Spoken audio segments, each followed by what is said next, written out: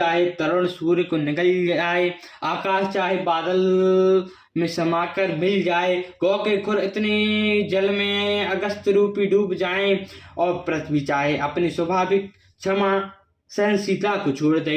मरक मसक फूक महु मेरु उड़ाही, हो न नप मधु भरतहि भाई। लखन तुम्हार सपति पितुआना, सुचि बंधु नहीं भरत समाना। सुनु खीरो अब गुण जलु ताता, मिलाई रचई प्रपंच विधाता। भरतु हंस रवि वंश तणांगा, जन्मय कीन गुण दोष विभांगा। गनी पुण्य पाए जनि अवगुण बारे, निज जस जगत कीन उजियारे। कहत भरत गुणशील स्वभाव, प्रेम पयोधि मगन रघुराव।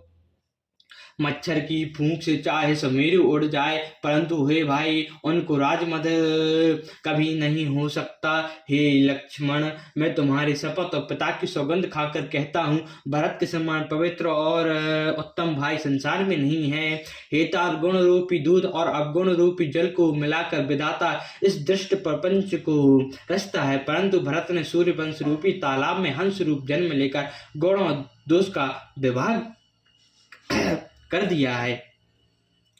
गुण रूपी दूध को ग्रहण कर और अवगुण रूपी जल को त्याग कर भरत ने अपने यश से सब जगत में उजियाला कर दिया है। भरत के गुणशील और स्वभाव को कहते कहते रघुनाथ जी सब प्रेम समुद्र में मग्न हो गए। सुनी रघुबीर बानी विदुरामा, देख भरत पर हेतु सिया रामा। सकल सराहत राम सुरामा, प्रभु को कृपा निकेतु सिया रामा। श्री रामचंद्र जी की वाणी सुनकर और भरत जी का उन पर प्रेम देखकर समस्त देवता उनकी सराहना करने लगे और कहने लगे कि श्री रामचंद्र जी के समान कृपा के धाम प्रभु कौन है।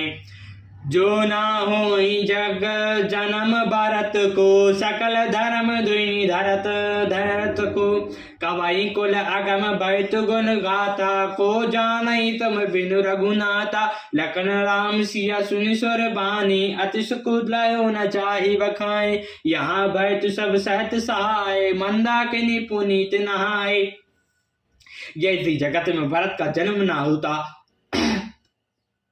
तो पृथ्वी पर संपूर्ण धर्म की धुरी को कौन धारण करता। हे रघुनाथ जी, कवि कुल के लिए अगम भरत जी के गुणों की कथा आपके सिवा और कौन कह सकता है। लक्ष्मण जी, श्री रामचंद्र और सीता जी ने देवताओं की वाणी सुनकर अत्यंत सुख पाया, जो वर्णन नहीं किया जा सकता। यही भरत ने सारे समाज के साथ पवित्र मंदाकिनी में स्नान किया।